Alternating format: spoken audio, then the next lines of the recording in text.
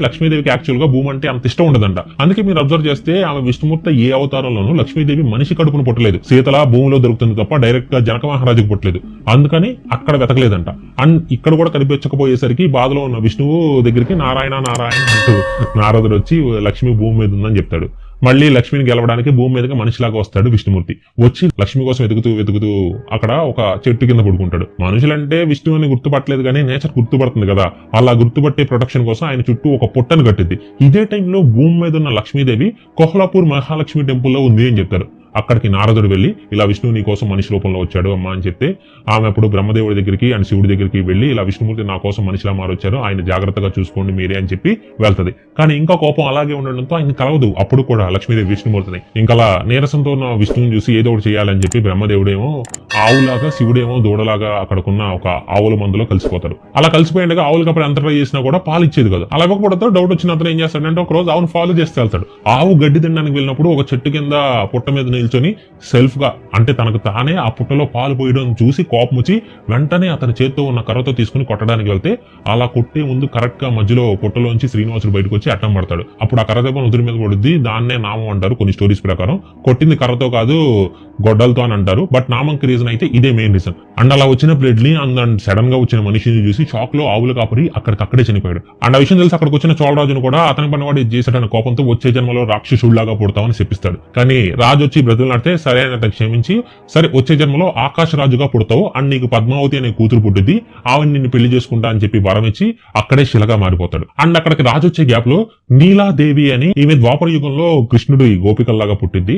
ఆమె అక్కడికి వచ్చి దెబ్బ తగిలిన చోట హీరు ఊడిపోతే అక్కడ ఆమె తలనీలాలు తీసి పెట్టింది. అది చూసి ఆమె భక్తికి మెచ్చిన విష్ణువు తన భక్తులు ఆమె కోసం తలనీలాలు అర్పిస్తారని వరమిస్తారు. అప్పుడే విష్ణువు అక్కడ ఉన్న వరాహస్వామితో నేను ఇక్కడే పక్కన ఉండాలి అనుకుంటున్నాను అడిగితే దానికి వరాహస్వామి ఒప్పుకుంటాడు. కొన్ని సంవత్సరాల తర్వాత చోళరాజు ఆకాశరాజుగా పుట్టిన తర్వాత విష్ణువు కూడా శిల నుండి మళ్ళీ మనిషి అయ్యి శ్రీనివాసుడు వకులా కొడుకుగా పుడతాడు. ఈ వకులా ఎవరు కాదు, ద్వాపర యుగంలో కృష్ణుడిని పెంచిన యశోదాదేవి కృష్ణుడికి పెళ్లి చేయలేకపోయాని బాధపడుతూ ఉంటే ఖచ్చితంగా ఏదో ఒక జన్మలో నీ చేతుల మీద పెళ్లి జరుగుద్ది అని మాటిస్తాడు. సో ఇప్పుడు ఆమె దగ్గరికి వెళ్తాడు. అండ్ ఆకాశరాజు కూడా అప్పటికే పద్మావతి ఆ అలివేలు మంగ అనే పేర్లతో పుట్టేసి ఉంటది. మీరు అనుకోవచ్చు లక్ష్మీదేవి కోసం వచ్చి ఇలా పద్మావతిని పెళ్లి చేసుకుంటాను మాట ఇచ్చాడని. యాక్చువల్ గా ఈ అలివేలు మంగ కూడా లక్ష్మీదేవి అంశే. యాక్చువల్ గా మీరు రామాయణంలో మాయా సీత అనే కాన్సెప్ట్ విన్నారా? వేదవతి మైంది సీతాదేవి మైంది రావణాసురుడు ఎత్తుకుపోయేటప్పుడు మార్చేస్తాడు అగ్నిదేవుడు. ఈ వేదవతి కూడా లక్ష్మీదేవి అంశతో పుట్టినవి. సో ఈ వేదవతి కూడా సీతాదేవి లాగా ఉంటది, అక్కడ సీతాదేవి లాగా బిహేవ్ చేస్తుంటది. సో అప్పుడు ఆమెకు మాటిస్తాడు నిన్ను కూడా ఇప్పుడొకప్పుడు పెళ్లి చేసుకుంటారు నెక్స్ట్ జన్మలో. సో ఇప్పుడు ఆమెకి పద్మావతిగా ఉంటుంది కాబట్టి ఆమెను పెళ్లి చేసుకుంటారు మాటిస్తాడు. సో ఇద్దరు కలవాలి కాబట్టి ఒక రోజు శ్రీనివాసుడు వేటకెళ్ళినప్పుడు ఒక ఏనుగు యువరాణి మీదకి వెళ్తుంటే ఆమెకి అడ్డం వచ్చి శ్రీనివాసుడు నిల్చుంటే వెంటనే ఆ ఏనుగు వంగి దండం పెట్టి వెళ్ళిపోద్ది. అండ్ అప్పుడు ఇద్దరు ప్రేమలో పడతారు. ఈ రెండు సైడ్స్ కూడా ఇద్దరు చాలా బెంగగా ఉంటే విషయం తెలుసుకున్న వకులాదేవి రాజు దగ్గరికి వెళ్లి చెప్పుద్ది. అండ్ వాళ్ళు కూడా రాజు కూడా ఒప్పుకుంటాడు. బట్ ఇప్పుడు విష్ణువు ఒక సాధారణ నార్మల్ కుటుంబంలో పుట్టాడు కాబట్టి పెళ్లి ఖర్చుల కోసం కుబేరుడి దగ్గర అప్పు తీసుకుంటాడు. అండ్ పెళ్లి ముహూర్తం బృహస్పతితో పెట్టిస్తారు. పెళ్లి జరిగింది. అండ్ జరిగిన 6 నెలల వరకు కూడా కొండ కింద ఉన్న అగస్త్య ఆశ్రమంలో ఉంటారు శ్రీనివాసుడు. మీరు ఇంకో స్టోరీ కూడా వినుండొచ్చు. అంటే శ్రీనివాసుడు శిలలా మారిపోయాడు, లక్ష్మీదేవి వచ్చి పద్మావతితో గొడవ పడుతున్నప్పుడు అన్న స్టోరీ పెట్టి దాన్ని కొంచెం పక్కన పెట్టండి. ఇద్దరు లక్షలైనప్పుడు ఒకరితో ఒకరు గొడవ పడరు కదా పెళ్లి తర్వాత. కోపం తగ్గిన లక్ష్మీదేవి కూడా ఇక్కడికి వస్తారు. ఆ టైంలో ఆకాశరాజు ప్రాణాలు వదిలేస్తాడు. కానీ ఒక కండిషన్ చెప్తారు. అదేంటంటే అక్కడ ఒక చెట్టు కింద విష్ణు రెస్ట్ తీసుకుంటున్నప్పుడు ఇందాక చెప్పిన స్టోరీలో ఆ నేచరే పుట్ట కట్టింది కదా విష్ణు చుట్టూ. ఆ చెట్టు అంట ఒక చింత చెట్టు అంట. ఆ చెట్టుకి ఏమి కాకుండా కట్టండి అని చెప్తాడు. అండ్ ఆయన కూడా అలాగే కడతాడు. ఎంత అందంగా కట్టారంటే ఆ గుడి కూడా యాస్టీస్ వైకుంఠంలో ఉండేటట్టు కట్టారంట. అందుకే దీన్ని కలియుగ వైకుంఠం అని కూడా అంటారు. ఎందుకని చెట్టుకి పుట్టకి ఏమీ కాకూడదన్నారు? ఎందుకని మహావిష్ణువు ప్రతిసారి ఈ కొండ దగ్గరికి వస్తున్నాడు అని మీకు డౌట్ వచ్చిందా? ఇక్కడున్న శేషాచలం కొండలు అదే తిరుమల కొండల వెనక ఇంకో స్టోరీ కూడా ఉంది. అదేంటంటే ద్వాపర యుగంలో ఒకసారి వైకుంఠంలో విష్ణువు లక్ష్మీదేవి ఏకాంతంగా ఉన్నారని ఆదిశేషుడు కాపలా కాస్తున్నాడు. అక్కడికి వాయుదేవుడు వస్తాడు. కానీ ఆదిశేషుడు ఏంటంటే లోపలికి పంపును అనడంతో ఇద్దరికి గొడవ పడతారు. ఆ గొడవలో ఇద్దరు ఎవరు గొప్ప చూసుకుందాం అనే స్టేజ్ వరకు వెళ్లేలా గొడవ పడతారు. అలా వెళ్ళిన తర్వాత కూడా ఇద్దరు వాళ్ళ బలాన్ని చూపిస్తున్నప్పుడు ఆదిశేషుడు మీరు పర్వతాన్ని చుట్టుకుని ఉండగా వాయుదేవుడు గట్టిగా గాలి వదులుతూ శేషుడిని గాల్లో ఎగరేయాలని చూస్తుంటాడు.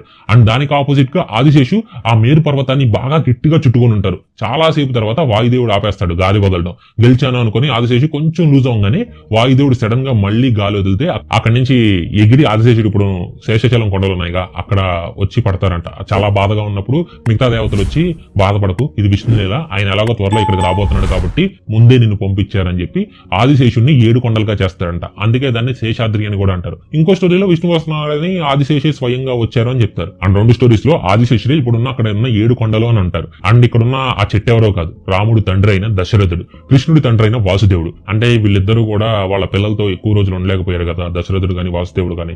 సో వాళ్ళ బాధలో ఉన్న ఆత్మల్ని ఇలా చెట్టుగా చేసి వాళ్ళతో అంత టైం స్పెండ్ చేశారు. ఇక్కడ ఆనంద నిలయానికి ఫస్ట్ వెంకటేశ్వర స్వామి వచ్చినప్పుడు బ్రహ్మదేవుడు అండ్ మిగిలిన దేవతలు వచ్చి ఉత్సవం చేసి తీసుకెళ్లారు. అండ్ అలా తీసుకెళ్లింది స్వామికి అక్కడ జరిగిన మొట్టమొదటి బ్రహ్మోత్సవం. అండ్ అక్కడికి వెళ్ళాక బ్రహ్మదేవుడు కూడా దీపం వెలిగిస్తారు. ఈ దీపం చూసిన శ్రీనివాసుడు ఎంతకాలం అయితే దీపం వెలుగుతూ ఉంటుందో అంతకాలం నేను ఇక్కడే ఉంటాను, ఎప్పుడైతే దీపాలు వెలిగించడం ఆపేస్తారో అప్పుడు నేను మళ్ళీ వైకుంఠం వెళ్తాను అని చెప్తారు. అయితే సర్వధారీనామ సంవత్సరంలో కంగారు పడకండి, ఇది మన తెలుగు ఇయర్ నేమ్స్ అనమాట, బీసీఈ సిఈఏ కాదు, వీటిని కూడా చెప్పాలి మన కల్చర్ గురించి చెప్పేటప్పుడు. అయితే కూర్మధ్వజ అనే బ్రాహ్మణుడు అతను ప్రెగ్నెంట్ వైఫ్ ని మహాలక్ష్మి అండ్ ఒక 5 సంవత్సరాల సన్ రాఘవుడిని తీసుకెళ్లి తోండమం చక్రవర్తి దగ్గర నుంచి నేను వచ్చే వరకు వీళ్ళని జాగ్రత్తగా చూసుకోండి అడిగి అతను వారణాసి వెళ్తాడు. తోండమం చక్రవర్తి కూడా వీళ్ళని ఒక సేఫ్ హౌస్ లో పెడతారు. బట్ కొన్ని రోజులకి వాళ్ళ గురించి పూర్తిగా మర్చిపోతాడు. బట్ 2 సంవత్సరాల తర్వాత వికృతి నామ సంవత్సరంలో ఆ కూర్మధ్వజ బ్రాహ్మణుడు వస్తే మర్చిపోయిన విషయం చెప్పకుండా వాళ్ళ ఫ్యామిలీని తీసుకురమ్మని అతని కొడుకును పంపిస్తాడు. వెళ్లి చూసేసరికి అక్కడ 3 అస్థిపంజరాలు ఉంటాయి. అండ్ ఆ విషయం తెలిసిన రాజు వెంటనే వెంకటేశ్వర స్వామి దగ్గరికి వెళ్లి జరిగిన తప్పు చెప్తాడు. అండ్ ఇతను చేసిన తప్పును తెలిసినా వాళ్ళని బ్రతికించడానికి వాళ్ళ అస్థిపంజరాలు తీసుకురమ్మని అక్కడున్న తీర్థంలో వాళ్ళని ముంచి లేపితే ఆ 3 బ్రతికొస్తారు. అండ్ అందుకే అక్కడున్న ఆ తీర్థాన్ని అస్థి తీర్థం అంటారు. కానీ ఈ తొండమని చేసిన పని మాత్రం చాలా పాపం అని, కేవలం నువ్వు నా ప్రియభక్తుడు అని సాయం చేశా, కాకపోతే ఇది నేను నా శరీరంలో నా ఆనంద నిలయంలో ఉండే లాస్ట్ రోజు అని చెప్తాడు. కానీ బ్రహ్మకిచ్చిన మాట ఉంది కదా, దీపం ఆరే వరకు ఇక్కడే ఉంటాను. అందుకే వికృతి నామ సంవత్సరంలో గరుడక్షిణి నక్షత్రంలో ఉండగా థర్స్డే రోజు ఆయన విగ్రహంగా అయ్యారు. అండ్ అప్పుడు ఆయనతో పాటు ఉన్న ఆయన భార్యలు కూడా శిలలుగా అయ్యారు. ఇప్పుడు ఆయన అయిన శిల్పం రూపం ఉంది కదా, ఆ రూపం ఎగ్జాక్ట్ గా శనక మహారాజు చేపించిన విగ్రహ రూపం. దాని హైట్ కూడా ఎగ్జాక్ట్ గా 9 feet, అంటే ఎగ్జాక్ట్ గా శిలాతోరణంలో స్వామి కనిపించిన హైట్. కొంతమంది అయితే ఈ తిరుమల కింద సైడే వైకుంఠం ఉంది అని అంటారు, అక్కడ విష్ణుమూర్తి శరీరంలో ఉంటారు అని నమ్మకం. సో అక్కడ ఉన్నది ఒరిజినల్ ఆనంద నిలయం కాదు, దాని ప్రతిరూపం. అండ్ విగ్రహం వచ్చేసి స్వామి ప్రతిరూపం, అంటే దానికి వేరొక సైడ్ స్వామి ఉన్నారంట. అండ్ వరాహ స్వామి ఆ స్థలాన్ని వెంకటేశ్వర స్వామికి ఇచ్చాడు కాబట్టి ఇప్పుడు కూడా ఫస్ట్ బిల్ పూజ నైవేద్యం ఇప్పుడు వరాహ స్వామికే ఉండాలని శ్రీనివాసుడు చెప్తాడు. అండ్ గుడికి వెళ్ళినప్పుడు కూడా ఫస్ట్ వరాహ స్వామి గుడికి వెళ్ళరమ్మని చెప్తారు తిరుపతికి వెళ్ళినప్పుడు. మరి తిరుమల మీదకి ఎవరు ఎందుకు అటాక్ చేయలేదంటే నిజానికి చేశారు. వెంకటాచల విహార శతకము అనే తెలుగు పోయమ్స్ లో వాటి గురించింది. వర్స్ 66 లో గాయత్రి మంత్రాన్ని చదివిన వాళ్ళు ఎరా కరాతరు మంత్రాన్ని చదవగలదు అని పెనుగొండ నవాబ్ ఉద్దేశించింది. వర్స్ 77 లో అయితే దేవుడి మందిరాలు గార్డెన్ లో చెట్లు అయిపోయి సురాతని అబ్దుల్లా ఎలిఫెంట్ ఆర్మీకి ఆట వస్తువులుగా అయిపోయాయని రాశారు. అందులోనే మొఘల్స్ ఆర్మీ జనరల్ అయిన అలీ తిరుమల మీద దండయాత్రకు వస్తే వాళ్ళకి అక్కడ ఉన్న వాళ్ళు పైన మీరు టెంపుల్ కి వెళ్ళాలి అంటే మధ్యలో వరాహ రూపంలో ఉన్న గుడిని దాటి వెళ్ళాలి అని చెప్తే మొఘల్స్ కి పిక్స్ అంటే నచ్చదు కాబట్టి వాళ్ళు అక్కడి నుంచి వెళ్ళిపోయారంట. అండ్ అక్కడ ఒక హిల్ కూడా ఉంది అలిపిరి, దాని పేరు యాక్చువల్ పేరు అలిపిరి, అంటే అలీ అక్కడి నుంచి వెనక్కి వెళ్ళాడు అని. అండ్ అక్కడ ముస్లిమ్స్ అనే కాదు, అప్పట్లో శైవసం అనే చాలా మంది రాజులు తిరుమల మీద దండయాత్ర చేశారు కానీ డిస్ట్రాయ్ చేయలేదు. ఎందుకంటే అక్కడ శ్రీవారు వెళ్తుంది చూసి దాన్ని తీసుకుని వెళ్ళిపోయి అని అక్కడ ప్రీస్ట్ వేడుకుంటే దాన్ని తీసుకుని వెళ్ళిపోయేవాళ్ళు. అండ్ మళ్ళీ అవసరం ఉంటే మళ్ళీ వచ్చి తీసుకునేవాళ్ళు. విజయనగర సామ్రాజ్యం 1678 లో పడిపోయిన తర్వాత మొఘల్ సుల్తాన్స్ కానీ బ్రిటిష్ వాళ్ళు కానీ ప్రతి ఇయర్ ఇక్కడ తిరుమల టెంపుల్ ని డిస్ట్రాయ్ చేయకుండా ఉండడం కోసం 2 లక్షలు తీసుకునేవాళ్ళంట. అప్పట్లో 2 లక్షలు అంటే ఆలోచించండి ఎంత ఎక్కువ. సో వాటిని ఫుల్ఫిల్ చేయడానికి దేవుడికి ఇచ్చే కానుకలు సరిపోక ఇలా పూజకి రేట్స్ పెట్టాల్సి వచ్చిందనమాట. ఎలా అయితేనే తిరుమల ఇప్పుడు మన కళ్ళ ముందు అయితే సేఫ్ గా ఉంది. మనం చెప్పాం కదా శంకర మహారాజు కట్టించిన ఆలయం గురించి, ఆలయమే ఇంకా తిరుమల కొండలో ఉండే ఛాన్స్ ఉంది అని. ఆయన ఏం చెప్పారంటే అది నిజంగా దేవుడు కాదు, జస్ట్ ఒక స్టోన్ మాత్రమే అని అనుకునే వాళ్ళకి, ఒకవేళ అది నార్మల్ స్టోనే అయ్యి ఉంటే ఎందుకని ఆ విగ్రహానికి చెమట పడుతుంది, ఎందుకని ఆ విగ్రహం మిగతా స్టోన్స్ లాగా కాంపౌర్ కి రియాక్ట్ అవ్వట్లేదు. జనరల్ గా స్టోన్స్ కి ఎక్కువ కాంపౌర్ ని రాస్తూ ఉంటే అక్కడ జరిగే కెమికల్ రియాక్షన్ వల్ల ఆ స్టోన్ కొంతకాలానికి బ్రేక్ అవుద్ది. బట్ తిరుమలలోని విగ్రహానికి ఇన్ని సంవత్సరాల నుండి కాంపౌర్ పెడుతున్నా కూడా అది ఇప్పటికీ చెక్కు చెదరకుండా అలాగే ఉండిపోయింది. అండ్ కోట్ల మంది నమ్ముతున్నారంటే అక్కడ ఎంతో కొంత పాజిటివ్ ఎనర్జీ కూడా ఉండే ఉంటది కదా, ఇది తిరుమల కదా. అండ్ మాకు కూడా 1 million అయితే మా టీం ని నేనే పంపిస్తాను. నేనైతే ప్రతి నెల చిన్న తిరుపతి అయితే వెళ్తాను. నాకు మొక్కు, మన సబ్స్క్రైబర్స్ కూడా నన్ను ప్రతి నెల చిన్న తిరుపతిలోనే కలుస్తారు. మా ఇన్ఫర్మేషన్ మా నాలెడ్జ్ మీకు కొత్త అనిపిస్తే వీడియోని లైక్ చేయండి. అండ్ ఛానల్ని కొత్త వాళ్ళు అయితే సబ్స్క్రైబ్ చేయండి. అండ్ బెల్ని ఆల్లో పెట్టుకోండి. అండ్ కుదిరితే మీ ఫ్రెండ్స్ అండ్ ఫ్యామిలీకి షేర్ చేయండి. ఎందుకంటే కలియుగ దైవం వెంకటేశ్వర స్వామి గురించి అందరికీ తెలియాలి కాబట్టి. అండ్ ఈ వీడియో చివరి వరకు చూసి